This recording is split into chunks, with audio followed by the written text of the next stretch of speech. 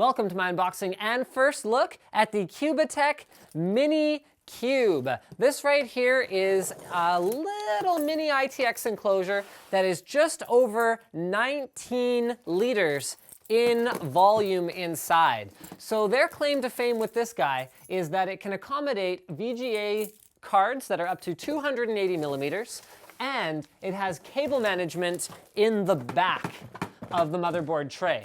So they are saying that this is the first mini ITX enclosure with cable management. Now, I wouldn't say that this is quite, factual, because something like an FTO3 Mini from Silverstone does have cable management, but it doesn't necessarily have the same kind of a form factor as a more traditional PC case. So let's go ahead and find out what's inside. So Cubitek uses all aluminum construction, so I'm expecting it to be a fairly basic case in terms of the sort of no plastic pieces, injection molded this or that. But what we will find inside is quality manufacturing, so they use like brushed aluminum finishes and nice lightweight design. And here is the manual, fairly basic, fairly straightforward, nothing really out of the ordinary there.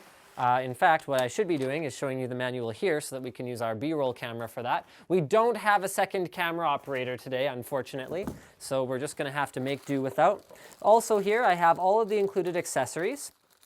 So they come in just a plain Ziploc baggie, so that'll be all your mounting screws, motherboard standoffs, a bunch of rubber grommets that appear to be for presumably mounting, there's your hard drive rubbers. What else we got? Your buzzer. I think they mean speaker. You've also, I got to go through all of them now. Your M3L6 screw, that one wasn't fun.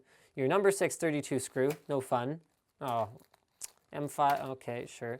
Well, that was all the fun ones anyway. We got to the fun ones right at the beginning.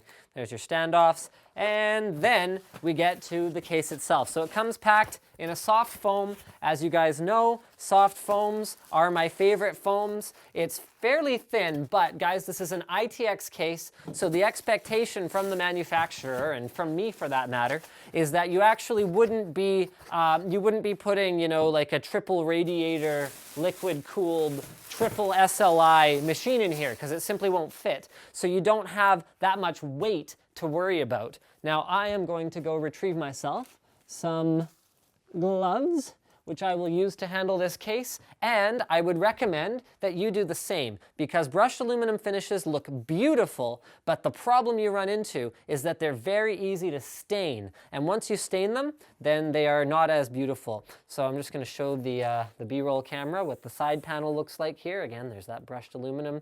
On the front, we just find a Cubitek logo, as well as a power and reset button. Here's your indicator LEDs, and then on the other side, hopefully that camera can see the indicator LEDs and the power and reset switches.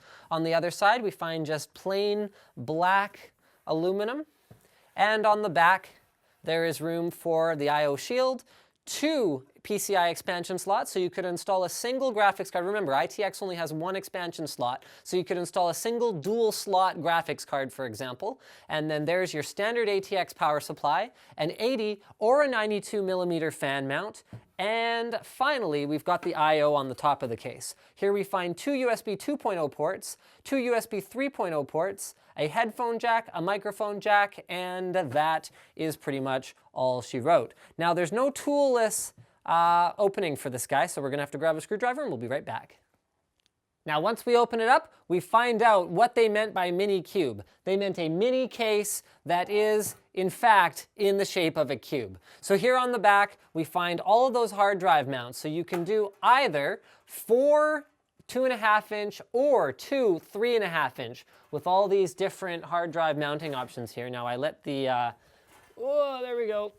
Nope, there we go. I let the instructions get away from me here, but they actually show you on the back how you can use the various holes. Actually, okay, well, I guess I should do this. How you can use the various holes to mount either 2.5 inch or 3.5 inch drives. They also give you the sort of recommended order in which you install things, which I think is actually quite important, because this is going to be a very small case. Once you've got a motherboard that goes to here, a CPU cooler that goes here, and then a graphics card that potentially goes all the way across here. Now you can install sort of the first question I asked when I saw the layout of this guy is, where do I put my intake fan? Where does the intake fan go? Because the front of the case is completely clean, the top of the case is completely clean, as are the side panels. So you could potentially intake from the top and then set your power supply up as an exhaust. So there's a filtered intake on the bottom of that, but you could flip it over instead and then have it draw air from the inside of the case and exhaust it. The other option here is to install a 120 millimeter fan in the front of the case. So you can see from the bottom, there's either room to mount a 2.5-inch SSD there or a 120 millimeter cooling fan. So I would probably go the cooling fan option, especially if you're putting in a high performance graphics card. Now you hear that other side panel rattling. That's not because the side panel rattles due to some kind of a manufacturing defect. It is because I have pre-loosened all the screws so that I can show you how it comes off. So there's 4 screws, 1 in each corner, and I almost dropped that one. So you just take all of those off, and last one. There we go, and now we get access to the back of the motherboard tray. That's actually not bad. Oh yeah, you can see the side panels here are quite thick aluminum, actually, very nice. So the back of the motherboard tray has a good inch of space back there. That's outstanding. So you can see there's lots of room for cable management, as well as holes cut here and up near the motherboard and at the front of the case that are also for cable management. So if I'm gonna try and eyeball this, that's pretty tough, but it looks like one here, and one here, and one here for 3.5-inch drives, and then the 2.5-inch spacing must be there somewhere, but it's pretty tough to eyeball. So here's what a 2.5-inch drive. Oh no, those are 2.5 inches there. So that's 1, 2, 3, 4, somewhere. Well, I'll take their word for it, I suppose. We'll be back in a moment. Slick and I figured it out. All right, so it goes like this: 1, 2, 3, 4 2.5-inch drives, or 3 3.5-inch drives. So those ones will go here, here, and here. So you have the option for what you want to put on the back. You could even do 2 3.5-inch, 2 2.5-inch, and then if you didn't install that cooling fan, then you could do an additional 2.5-inch here. So there's actually a lot of expansion room. So we're really excited to do a build in this particular little chassis. And I think that pretty much wraps up the unboxing. Don't forget to subscribe to Linus Tech Tips for more unboxings, reviews, and other computer videos. And it's extremely light, in case you guys were wondering about that. Oh yeah, front connectors. I didn't even show these. So front connector-wise, you've got your front USB 3, your front HD audio, your front power, reset, all that good stuff, and front USB 3. So those are all just done by one big panel up here that then leads sort of through the back and goes wherever you need it to go, probably out mostly here.